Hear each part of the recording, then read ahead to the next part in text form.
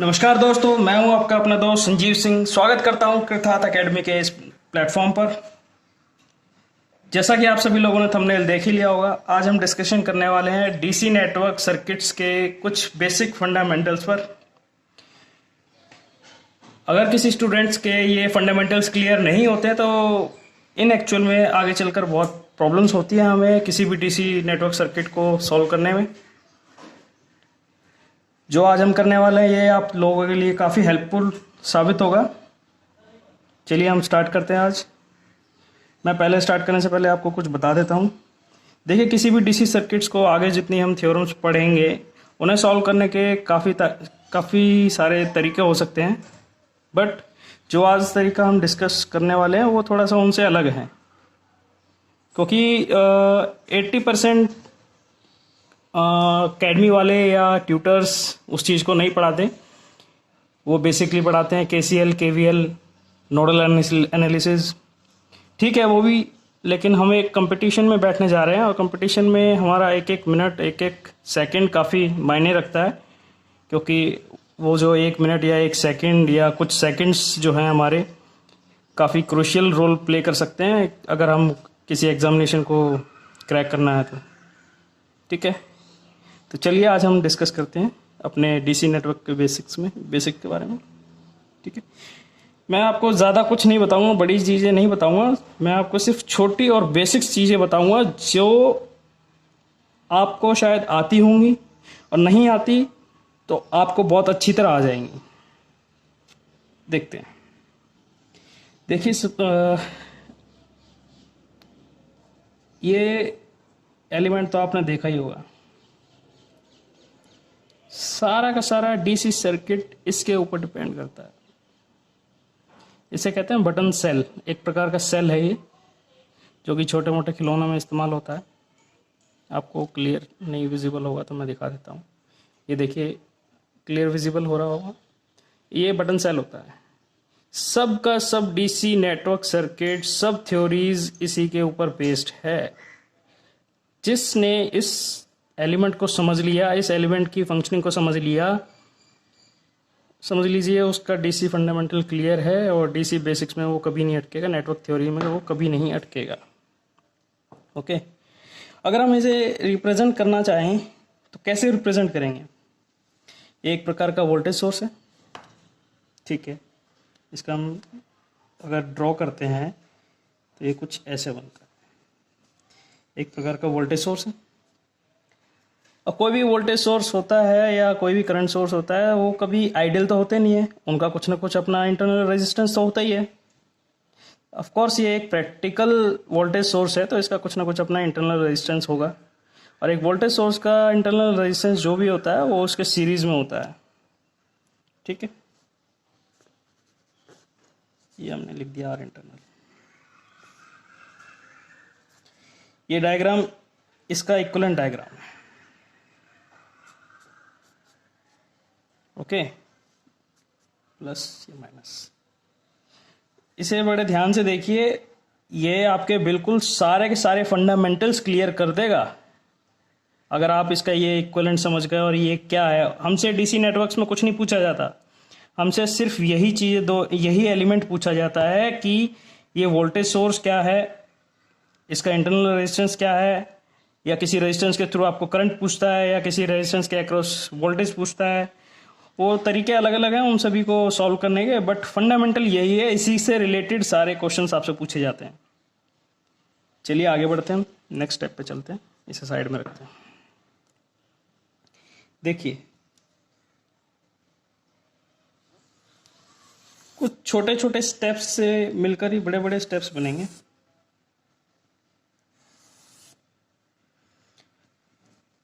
अगर हमारे पास मान लीजिए ये कोई वोल्टेज सोर्स है, इसका कुछ रेजिस्टेंस है। ये वोल्टेज सोर्स मैं मानता हूँ 20 वोल्ट है।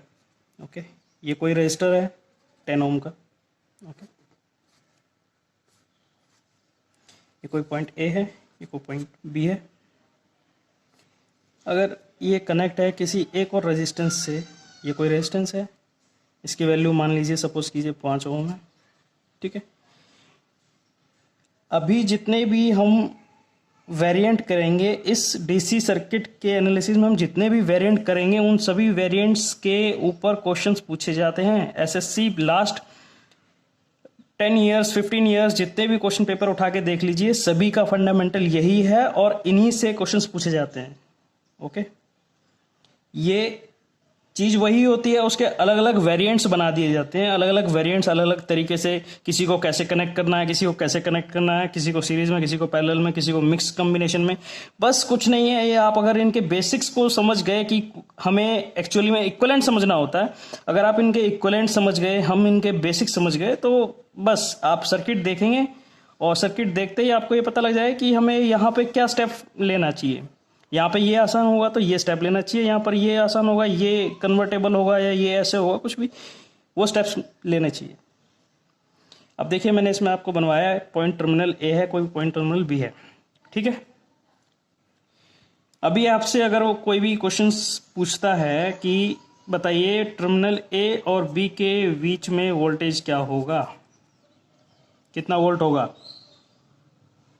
सिंपल, मैं आपको इसका एक बेसिक सा तरीका बताता हूँ। आप दूसरे कई तरीके लगा सकते हैं, इसमें नोडल भी लगा सकते हैं, आप इसमें कुछ भी लगा सकते हैं, या इसमें सिंपल जो आप सर्किट को सॉल्व करते हैं कि दोनों रेजिस्टेंस को ऐड कर लिया और करंट को फ्लो करा दिया, तो इसके थ्रू जो करंट फ्लो करेगा, करंट को मल्टीप्लाई कर देंगे, जितना भी ये हमारा 5 ओम है तो इसके साथ हम इसमें से गुजरने वाला करंट को मल्टीप्लाई कर देंगे, इस आई को मल्टीप्लाई कर देंगे, तो हमारा वोल्टेज आ जाएगा potential across point A B,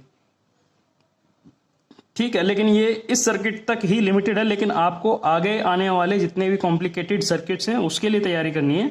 उनको कैसे सॉल्व करेंगे, तो उसके लिए हमारी इसके लिए अप्रोच थोड़ी सी डिफरेंट होनी चाहिए, थोड़ी सी, और इससे मतलब ब्रेन के अंदर आपके कॉन्सेप्ट्स बिल्कुल क्लियर होने चाहिए, खुल के होने चाहिए, खुले एकदम ओपनली। इसको सॉल्व करने का एक और तरीका मैं बताता हूँ। देखिए, जब भी आपको यहाँ टर्मिनल्स देगा, जो भी टर्मिनल्स देगा कि ये टर्मिनल ए और बी के बीच में आपको वोल्टेज बताना है, आप कुछ मत कीजिए, इस सर्किट के 2 सेक्शन कर लीजिए, पॉइंट अक्रॉस पॉइंट ए और बी, ऐसे। एक सर्किट में आपके पास ये रजिस्टर अकेला हो जाएगा, जबकि एक सर्किट में आपके पास ये चीज़ें अलग हो जाएंगी। मतलब है तो सर्किट एक ही, बट आपको इमेजिन करना है, सपोज करना है, ठीक है। अब हमें इन दोनों का देखिए क्या करना है, हमें यहाँ पे टर्मिनल ए बी के अक्रॉस वोल्टेज बताना है, ठीक है। टर्मिनल ए बी के अक्रॉस वोल्टेज बताना है, वी ए बी बताना है। वी ए बी क्या होगा, पहला स्टेप, आप कुछ मत कीजिए, ये जो वोल्टेज सोर्स दिया गया है और ये जो रजिस्टर दिया गया है, आप सिर्फ इस वोल्टेज सोर्स की वजह से जो इस रजिस्टर के थ्रू करंट फ्लो होगा, मान लीजिए कोई भी करंट कह लीजिए, इसको I1 कह दीजिए, कुछ भी जो भी करंट कहना हो आप कहिए, इस करंट को फ्लो करा दीजिए आप इस वोल्टेज सोर्स से, इस रजिस्टर, उसी रजिस्टर के थ्रू एक करंट फ्लो करा दीजिए और इस करंट की वैल्यू निकाल दीजिए। पहला स्टेप, सॉरी इसमें थोड़ा ऐड करूँगा पहले ही। हमारी वोल्टेज क्या होती है, वोल्टेज का आपने ओम्स लॉ में पढ़ा होगा, V = IR, इसी का इस्तेमाल करेंगे आज हम, ठीक है। तो हमें करंट चाहिए इस पॉइंट ए बी के अक्रॉस, पहले तो हमें करंट चाहिए। इस पॉइंट जंक्शन मान लीजिए, ये ग्राउंड कर दीजिए, ये ग्राउंड हो गया, टर्मिनल बी ग्राउंड हो गया। हमें इस जंक्शन पे करंट चाहिए, क्या करंट होगा हमारा, देखिए पहले इस करंट को निकालेंगे, और यहाँ तो कोई सोर्स है नहीं हमारे पास, तो यहाँ कोई करंट होगा भी नहीं। हम ये करंट, यहाँ से जाने वाला एक ही करंट होगा, ठीक है। तो यहाँ क्या करंट होगा, I = 20/10, करंट हो गया 2 एम्पियर। इस पॉइंट ए पर करंट 2 एम्पियर फ्लो कर रहा है, ठीक है। और तो इसके अलावा कोई सोर्स है नहीं, तो दूसरा कोई करंट फ्लो करेगा नहीं, ओके। हमारा ये करंट I मिल गया इसमें, ठीक है, ये वाला करंट I मिल गया हमें। अब हमें फाइंड करना है R इक्विवेलेंट फाइंड करना है। देखिए R इक्विवेलेंट पॉइंट ए और बी के अक्रॉस करना है, वो कैसे करेंगे हम, आपने आर इक्वलेंट फाइंड करना तो सीखा होगा, ये तो मैं आपको नहीं बताऊंगा, बट आप आर इक्वलेंट अच्छी तरह जानते ही होंगे, सीख के भी आए होंगे। आर इक्वलेंट सीरीज में कैसे फाइंड किया जाता है और पैरेलल में कैसे फाइंड किया जाता है, देख लेते हैं। आर इक्वलेंट निकालेंगे हम इसका, तो 10 × 50, 50/15, और इसको और फर्दर सॉल्व करेंगे तो 10/3, हमारा आर इक्वलेंट आ जाएगा 10/3। हमें निकालना था वोल्टेज। वोल्टेज क्या बताया हमने, आई आर। करंट कितना आया था हमारा, 2 एम्पियर, 2 से गुणा कर देंगे 20/3। तो आपका वोल्टेज जो होगा, ये वोल्टेज जो होगा टर्मिनल ए और बी पर, ये होगा 6.66 वोल्ट। मैं रियल में बता रहा हूँ, इससे ज़्यादा आसान तरीका आपको कोई नहीं बताएगा और ना ही कोई आपको समझाएगा। इतना डेप्थ में, इतना बेसिक आपको कोई नहीं बताएगा। इसलिए आपके लिए बहुत ही ज़रूरी हो जाता है कि जो मैं ये समझा रहा हूँ इसे अच्छे से समझें, एक एक स्टेप्स को अच्छे से समझें। ये मेरा वेरिएंट नंबर 1 है। ऐसे करते करते हम लगभग 4 से 5 वेरिएंट देखेंगे। अगर आप इन 4 से 5 वेरिएंट को, इन पे कमांड आपने अच्छी बना ली, तो आगे आने वाले डीसी सर्किट में कहीं भी आप नहीं अटकेंगे। चलिए वेरिएंट नंबर 2 पे चलते हैं। अगर आपको क्वेश्चन ये पूछ लेता है,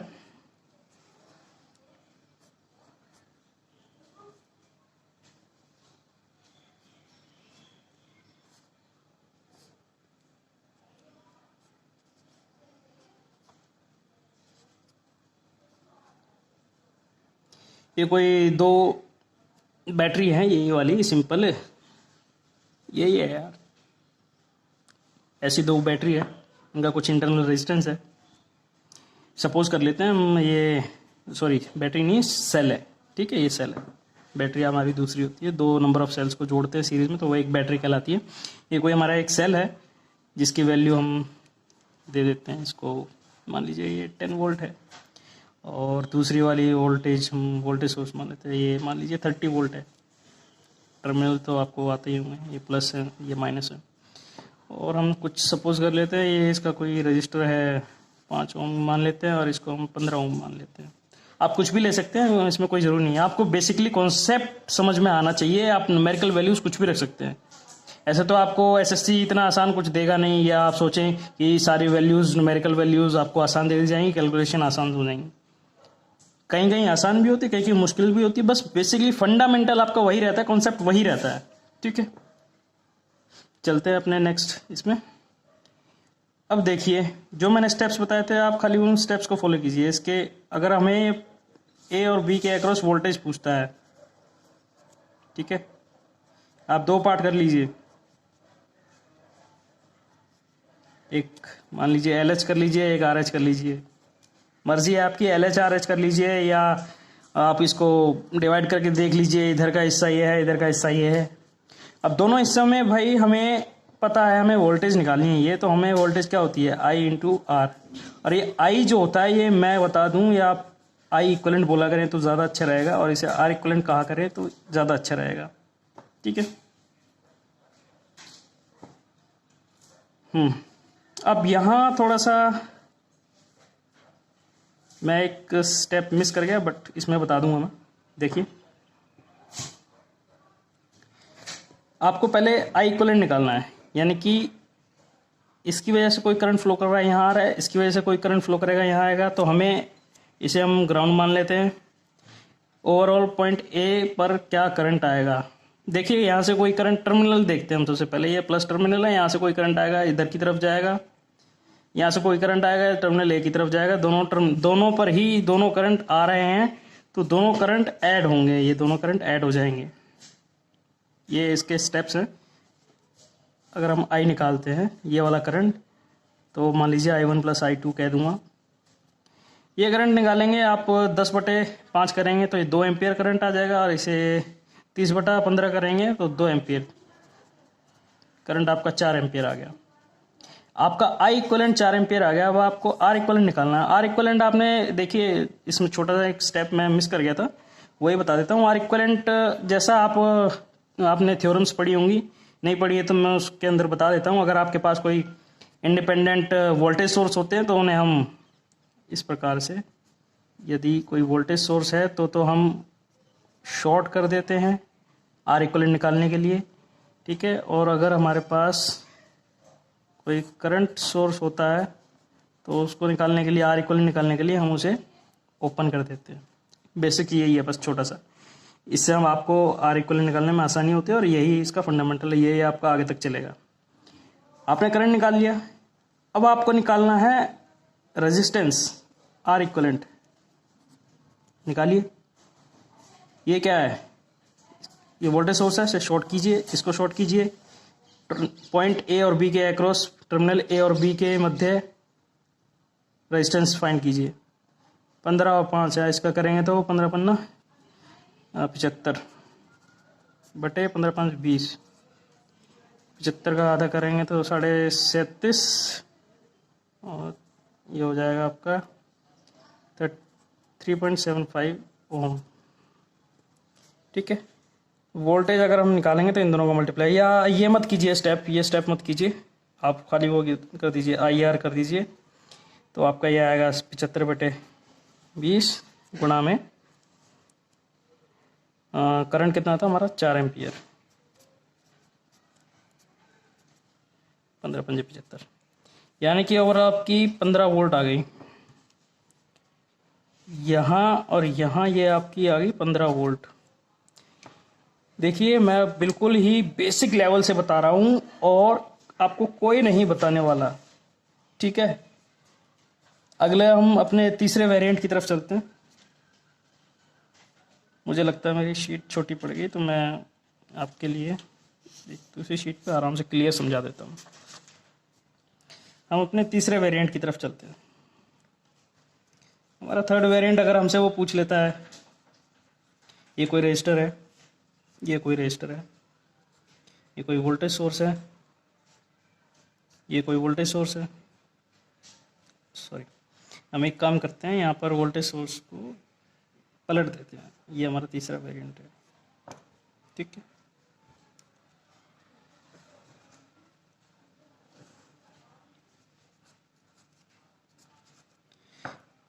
सर्किट मैं आशा करता हूँ कि आपको ये सर्किट विजिबल होगा। ये पॉइंट ए है, ये पॉइंट बी है।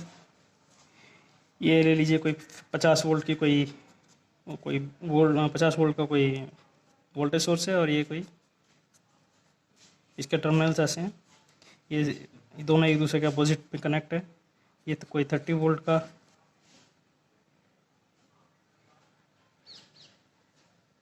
ये कोई 30 वोल्ट का वोल्टेज सोर्स है।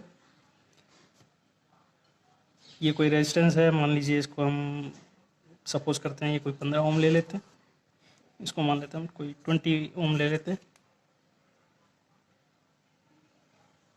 ठीक है। आइए हम अपने स्टेप्स फॉलो करते हैं इसके अंदर। जैसे जैसे मैंने आपको स्टेप्स बताए आप वैसे वैसे फॉलो कीजिए। पहला स्टेप, इसके 2 हिस्से कर लीजिए।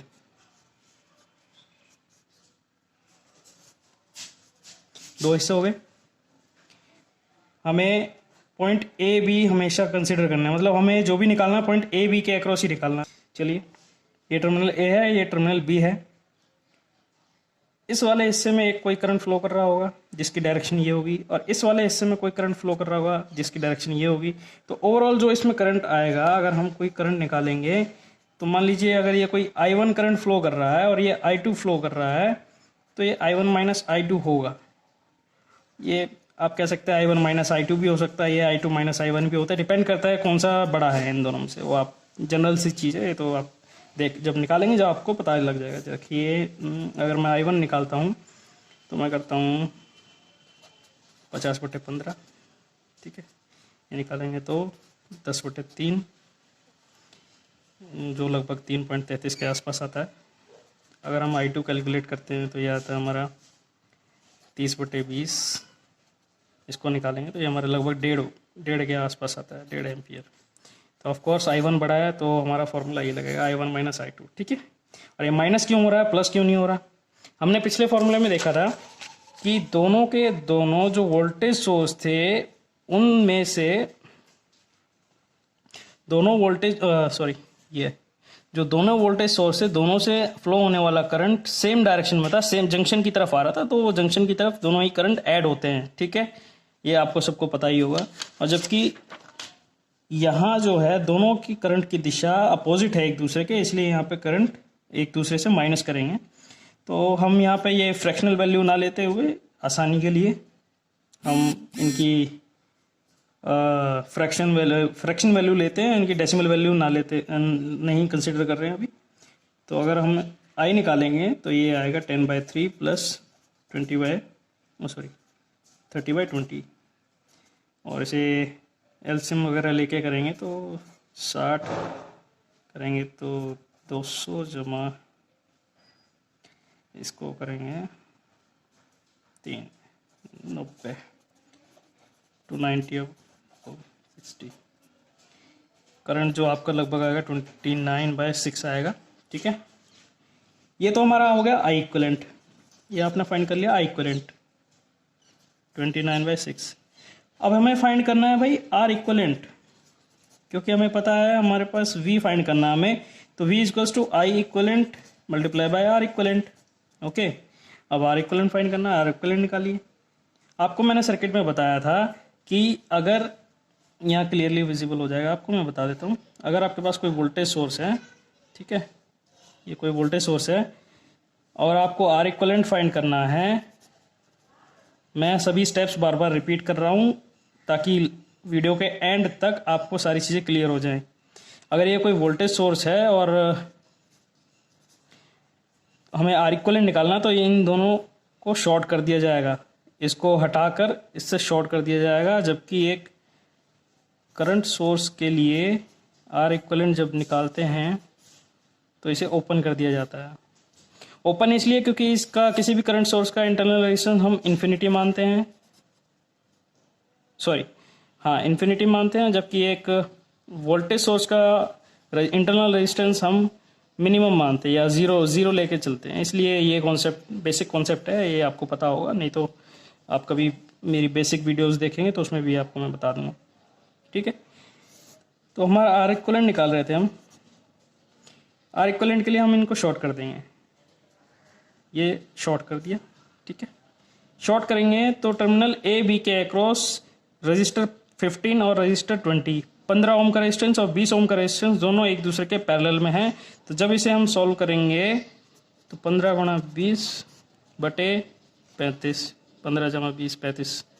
जब इसे निकालेंगे 15 × 30 300, 300/35। आर इक्वलेंट हमारा आता है ये, और इसे फर्दर सॉल्व कर लेंगे तो 5 6 60/7। ठीक है, आर इक्वलेंट हमारा ये आ गया। अब हमें वोल्टेज निकालना था, वोल्टेज निकालेंगे तो आई इक्वलेंट गुणा में आर इक्वलेंट। आई कितना था हमारा, आई था हमारा ये 29/6 मल्टीप्लाई बाय 60/7, कितना आए 290/7। अगर हम इसे करेंगे तो 7 चौक 28, 10 7 एकम 7 पॉइंट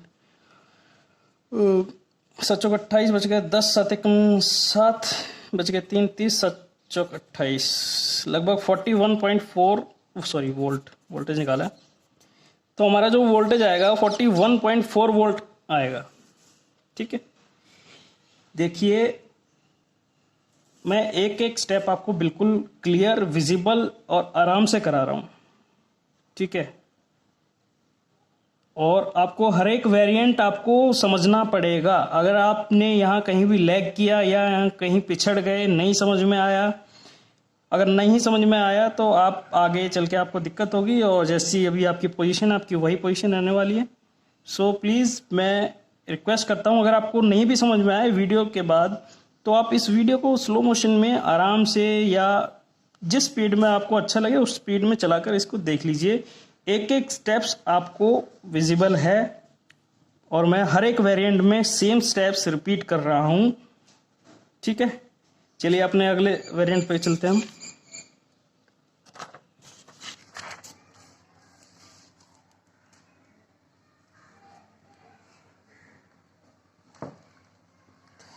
चलिए दोस्तों, हम अपने चौथे वेरिएंट की ओर चलते हैं। जस्ट सपोज कीजिए कोई हमारे पास एक वोल्टेज सोर्स है, मान लीजिए 30 वोल्ट का है, एक रजिस्टर है 50 ओम का रजिस्टर मान लीजिए, वहीं एक कोई करंट सोर्स है 3 एम्पियर का कोई करंट सोर्स मान लीजिए, एक रजिस्टर है कोई मान लीजिए 20 ओम का रजिस्टर मान लीजिए, ठीक है। ये है टर्मिनल ए और बी मान लीजिए। अब आपको पूछता है टर्मिनल ए और बी के अक्रॉस वोल्टेज क्या होगा। मैंने आपको पहले बताया था आई इक्विवेलेंट निकालिए, आर इक्विवेलेंट निकालिए, ओके। अब आई इक्विवेलेंट में जब भी पहला स्टेप है हमारा, इसके 2 पार्ट बना लीजिए, ठीक है। अब दोनों पार्ट्स में हमें करंट निकालना है, इस पार्ट का करंट निकालना है और इस पार्ट का करंट निकालने की आवश्यकता है नहीं, क्योंकि इसमें हमें करंट ऑलरेडी दिया गया है 3 एम्पियर। ये हमारे लिए ऐसे सर्किट्स में हमारे लिए बेनिफिशियल हो जाता है, क्योंकि हमें सिर्फ सर्किट के एक हिस्से में ही निकालना होता है, जिस हिस्से में वोल्टेज सोर्स है, दूसरे हिस्से में हमें निकालने की आवश्यकता नहीं है, क्योंकि हमारे पास यहाँ ऑलरेडी गिवन है 3 एम्पियर, ठीक है। तो I equals to I1 plus I2, sorry plus नहीं होगा, दोनों ही करंट एक दूसरे के अपोजिट जा रहे हैं, सेम डायरेक्शन में नहीं है, ठीक है, इसलिए माइनस होगा ये I1 minus I2, okay. I1 की वैल्यू निकाल लेते हैं हम। यहाँ वोल्टेज कितना है 30, रेजिस्टेंस कितना है 50, 0 से 0 कटा, ये आ गया 3/5। I1 की वैल्यू आ गई 3/5। आई इक्विवेलेंट निकालेंगे तो 3/5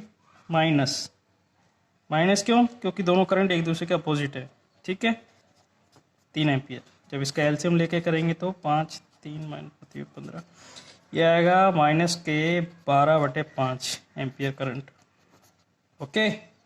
माइनस का 12/5 करंट एम्पियर रिप्रेजेंट करता है कि हमारा जो करंट फ्लो करेगा वो इस करंट सोर्स की वजह से फ्लो करेगा, ना कि इस वोल्टेज सोर्स की वजह से, क्योंकि ये करंट सोर्स जो है इसकी वैल्यू अधिक है। I2 is greater than I1, ये I2, ये I1 बड़ा है I1 से, इसलिए करंट की वैल्यू नेगेटिव में है, क्योंकि मैंने यहाँ पे I1 माइनस I2 किया था। अगर मैं ऐसे करता I2 माइनस I1 करूँगा तो ये पॉजिटिव में आएगी वैल्यू, ठीक है। ये 3 - 3/5 करता अगर, तो मेरा आता 15 - 3/5, तो ये मेरे पास आ जाता 12/5। ये हमारा आ गया आई इक्विवेलेंट करंट। अब हमें निकालना है आर इक्विवेलेंट। मैंने पहले भी आपको बताया था आर इक्विवेलेंट निकालने के लिए, पीछे वही बता चुका हूँ मैं आपको। ये हमारे पास वोल्टेज सोर्स है, तो हम इसका करेंगे, इसे कर देंगे शॉर्ट, ठीक है। ये हमारे पास करंट सोर्स है, तो हम इसे कर देंगे ओपन। और जब किसी सर्किट में ये हमारा RH साइड है, ये LH साइड है। जो हमारी RH साइड में हमारे पास जब सर्किट ही ओपन हो गया, जब उसमें कोई करंट नहीं है, तो उस सर्किट के रेजिस्टेंस का, उस साइड के रेजिस्टेंस का कोई भी सिग्निफिकेंस नहीं रह जाता, कोई भी अहमियत नहीं रह जाएगी इस रेजिस्टेंस की, जो कि ओपन सर्किटेड है। इसलिए जो टर्मिनल ए बी के अक्रॉस जो आर इक्विवेलेंट निकलेगा हमारा, वो ओनली 50 ओम आएगा। मुझे लगता है आप सभी को ये आई इक्विवेलेंट और आर इक्विवेलेंट का कॉन्सेप्ट क्लियर हो गया होगा। तो हम voltage across V A B अगर हम निकालेंगे तो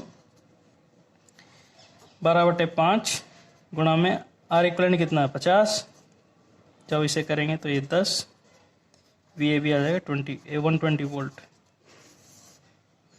इसके अक्रॉस वोल्टेज आएगी हमारी 120 वोल्ट आएगी, ओके। थैंक यू दोस्तों, मैं आशा करता हूँ आपको कॉन्सेप्ट समझ में आए होंगे। और कॉन्सेप्ट में आपको कैसे भी दे सकता है डायरेक्शन, भी मैंने इसमें करंट सोर्स की ये डायरेक्शन ली थी, हो सकता है आपको वो करंट सोर्स की ये डायरेक्शन दे दे, इस डायरेक्शन में आपको वो करंट सोर्स दे दे, और आपको पूछ ले, सब चीज़ें चेंज हो जाएंगी। आपके फंडामेंटल्स क्लियर होने चाहिए। आपके जो मैंने डायरेक्शन बताई, किस डायरेक्शन में अगर दोनों करंट सेम डायरेक्शन में है तो करंट एक दूसरे के एडिशन होंगे, क्योंकि वो दोनों एक जंक्शन की तरफ जा रहे हैं। और यदि दोनों करंट की दिशा, दोनों सर्किट के दोनों हाफ सर्किट्स के करंट की दिशा अगर अलग अलग है, तो दोनों करंट्स आपस में सब्ट्रैक्ट होंगे, सिंपल। आई इक्विवेलेंट आप निकाल लीजिए ऐसे। आर इक्विवेलेंट निकालने का आपको मैंने बता ही दिया। अगर आपका वोल्टेज सोर्स गिवन है तो उसे शॉर्ट सर्किट करके निकालिए, और यदि आपका करंट सोर्स गिवन है तो उसे ओपन सर्किट करके निकालिए। और इसका करंट सोर्स और voltage source open circuit short circuit क्यों करते हैं, ये तो फंडामेंटल है, क्योंकि आपका वोल्टेज सोर्स जो होता है उसका हम इंटरनल रेजिस्टेंस आइडियली 0 मान के चलते हैं, जबकि करंट सोर्स का आइडियली रेजिस्टेंस इन्फिनिटी मान के चलते हैं, इसलिए वो ओपन सर्किट कहलाता है। ठीक है, आशा करता हूँ आप लोगों को ये वीडियो बहुत अच्छी तरह समझ में आया होगा। अगर अच्छी लगी हो तो प्लीज़ इसे लाइक कीजिए, अपने दोस्तों के साथ शेयर कीजिए, और अगर हमारे चैनल पर नए हैं तो प्लीज़ हमारे चैनल को सब्सक्राइब कीजिए और बेल आइकन को दबाना ना भूलें। Thank you.